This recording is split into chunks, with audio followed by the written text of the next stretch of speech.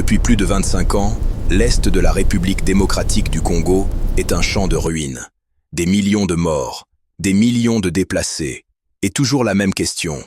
Qui est vraiment derrière cette guerre sans fin? Aujourd'hui, les masques tombent, et la vérité éclate au grand jour.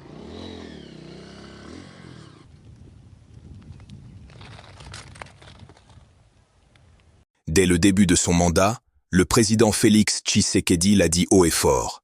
Le M23 n'est pas une rébellion congolaise.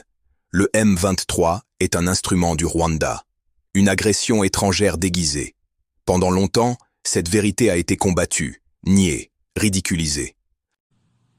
En dépit de ma bonne volonté et de la main tendue du peuple congolais pour la paix, certains de nos voisins n'ont trouvé mieux que de nous remercier par l'agression et le soutien des groupes armés terroristes qui ravagent l'Est de la République démocratique du Congo. C'est le cas actuellement du Rwanda qui, au mépris du droit international, de la charte de l'ONU et de l'acte constitutif de l'Union africaine, a une fois de plus non seulement agressé en mars dernier la République démocratique du Congo par des incursions directes de ses forces armées, les RDF, mais aussi occupe des localités de la province du Nord Kivu par un groupe armé terroriste interposé, le mouvement du 23 mars, dit M23, auquel il apporte un soutien massif, tant en matériel de guerre qu'en hommes de troupes. Et comme pour défier la communauté internationale, le M23, avec le soutien de l'armée rwandaise, a même abattu un hélicoptère de la MONUSCO et tué 8 casques bleus, commettant ainsi un crime de guerre. Je dénonce, en ce lieu emblématique de la vie internationale, avec la dernière énergie, cette énième agression dont mon pays est victime de la part de son voisin le Rwanda. L'opposition politique et une partie de l'Église catholique, notamment la SENCO, ont affirmé le contraire. Selon eux, le M23 serait composé de Congolais se battant pour une cause congolaise. Une guerre congolo-congolaise. Un discours qui a semé le doute. Un discours qui a protégé l'agresseur.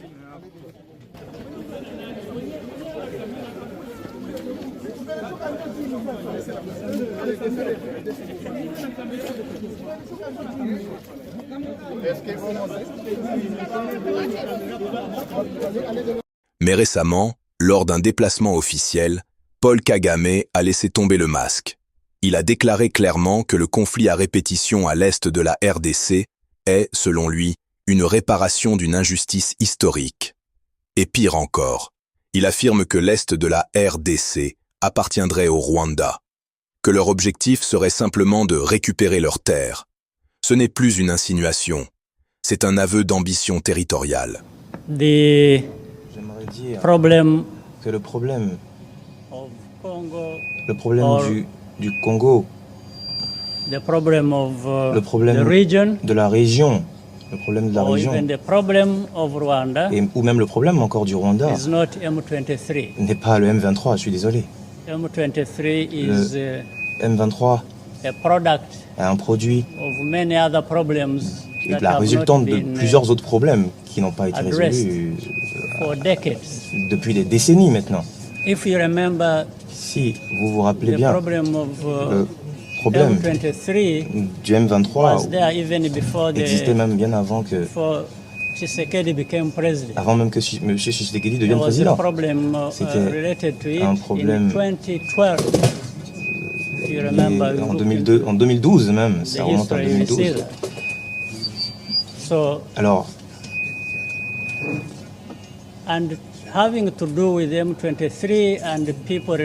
ce qui concerne le M23 et toutes les personnes liées au M23, donc les Congolais, qui ont bénéficié donc de l'héritage rwandais, les frontières qui ont été bâties durant la période coloniale ont affecté, on va dire diviser nos peuples. Il y a une partie donc du Rwanda qui a été donnée à l'est du Congo, le sud à l'Ouganda, etc. Nous avons une coopération qui existe déjà dans ces zones et qui ont, c'est-à-dire qu'il y a déjà des liens qui existent entre nos deux peuples. Il y a déjà beaucoup je pense qu'aujourd'hui la situation est évoluée. Déjà durant la période coloniale, c'est clair et évident que vous pouvez vous regarder même au niveau remonté dans l'histoire, vous allez vous en rendre compte. Donc ces problèmes me dépassent, vont au-delà de ma personne, vont au-delà de la personne du président Tshisekedi. Je pense même que toutes ces personnes qui étaient vivantes à cette période-là ne sont plus de ce monde. Donc je pense qu'aujourd'hui, ces peuples ont renié donc leur lien avec le Congo. Et quand je me rappelle donc la situation en 2012 où il y a eu des attaques, où il y a eu cette attaque armée, c'est là le début de l'histoire. Donc nous n'avons pas bien géré la question et aujourd'hui... Et ce qui devait arriver, arriva.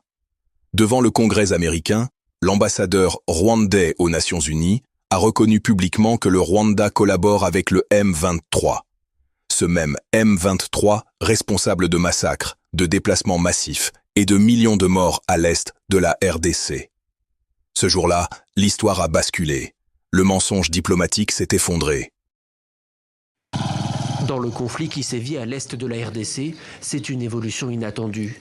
Pour la première fois, le gouvernement du Rwanda, par l'intermédiaire de son ambassadrice aux États-Unis, reconnaît un lien avec le groupe rebelle du M23. Le Rwanda entretient une coopération en matière de sécurité avec l'AFC M23.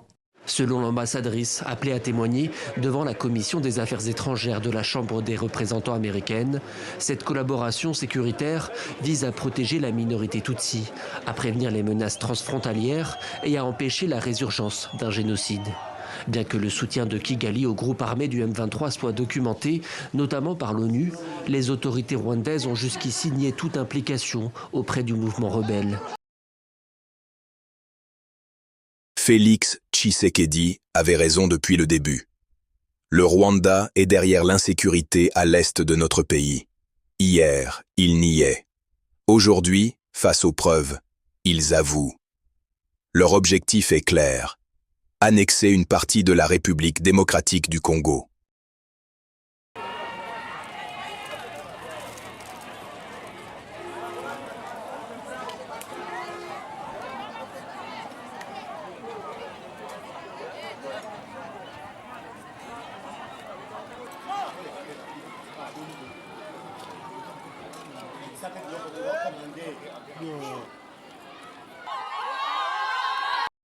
Mais ce qui choque le plus, c'est le silence.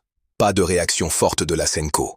Pas de condamnation claire du cardinal Fridolin Ambongo. Lui qui est pourtant devenu l'un des plus grands défenseurs du régime rwandais, pendant que ce régime tue à l'est du Congo.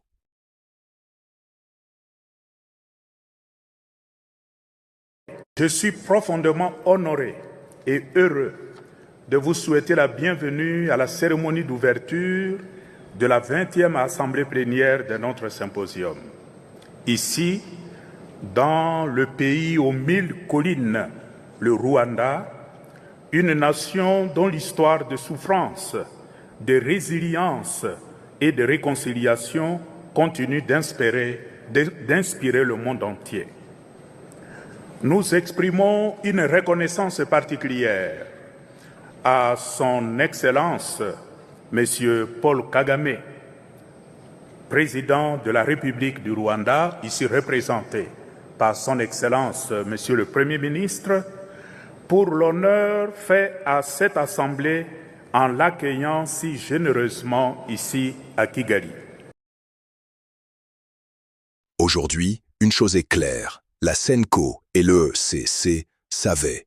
Elles savaient que le M23 est commandé, financé et dirigé par le Rwanda. Elle savait que l'objectif est l'annexion du Nord Kivu et du Sud Kivu.